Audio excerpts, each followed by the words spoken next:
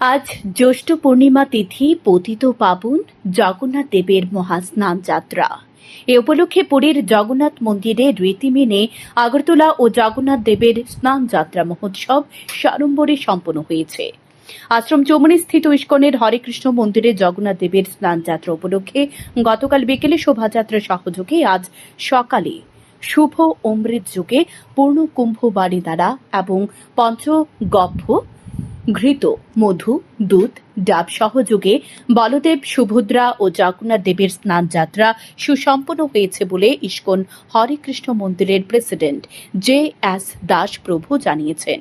আজ ইস্কন হরেকৃষ্ণ মন্দিরে উপস্থিত ছিলেন ত্রিপুরা বিধানসভার উপাধ্যক্ষ রামপ্রসাদ পাল, বিজেপি রাজ্য সভাপতি তথা সাংসদ রাজীব ভট্টাচার্য সহ অন্যান্য বিশিষ্ট ব্যক্তিবর্গ।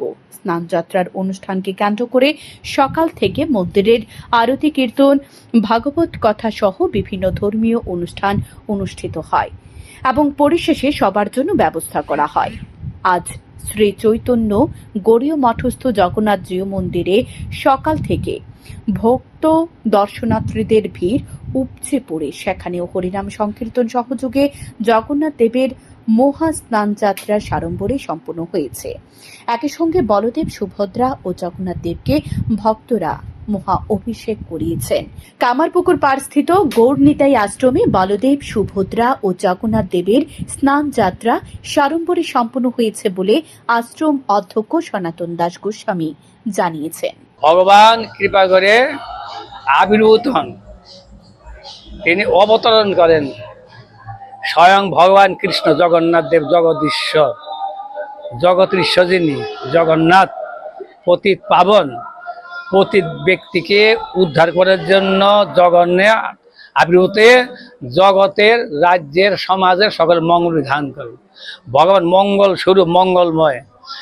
সত্যযুগের ছিলেন ইন্দ্রদূত মহারাজ, তিনি অত্যন্ত বিষ্ণু ভক্ত ছিলেন।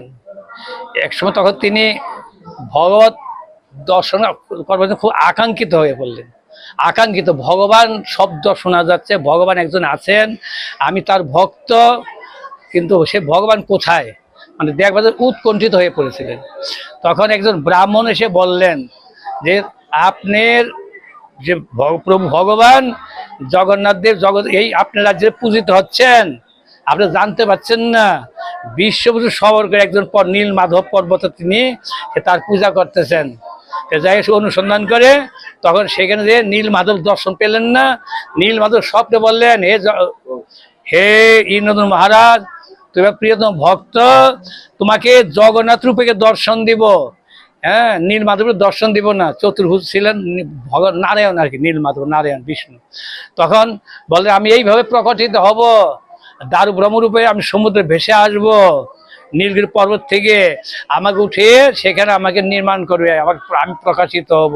এ জগন্নাথ নারদ গোস্বামী বলছিলেন, দেবশ্রীনাথ গোস্বামী ভগবান শ্রীকৃষ্ণকে, প্রভু তুমি যে দ্বারকাতে এইভাবে লীলা করলে, বর্বর চোখ করলে, হাতগুলো কুর্মাকৃত হয়ে গেল, এইটা তুমি জগতে প্রচার করবে।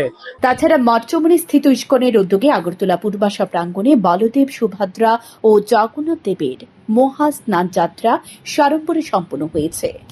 শান্তম টিভি।